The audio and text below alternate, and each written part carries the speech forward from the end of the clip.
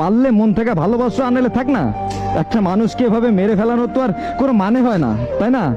মানুষ যখন একটা মানুষকে ভালোবাসে তার সবটুকু জুড়ে শুধু ভালোবাসার মানুষটা থাকে, আর সেইখানে যখন সে আঘাত পায় আর সেই আঘাতটা যখন করে তার প্রিয় মানুষ, তখন এই কষ্টটা সহ্য করা যায় না। দরকার কি একটা মানুষকে কষ্ট দেওয়ার, তার কাছে একটা বদদুয়ার মানুষ হওয়ার? সারাটা জীবন হাতটা যদি ধরে রাখতে পারেন তাইলেই ধরেন।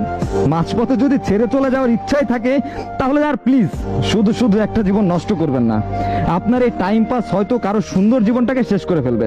আর কেউই না অন্যকে ঠকিয়ে না ভালো থাকতে পারে নাই। আজ না হোক কাল, কাল না হোক পরশু, বিচার ঠিকই হয়েছে।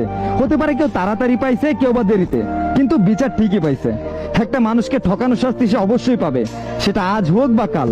একটা মানুষকে ঠকানোর আগে প্লিজ একটাবার নিজের দিকে তাকাবেন। এই সেম জিনিসটাই যদি আপনার সাথে হয়, সহ্য করতে পারবেন তো?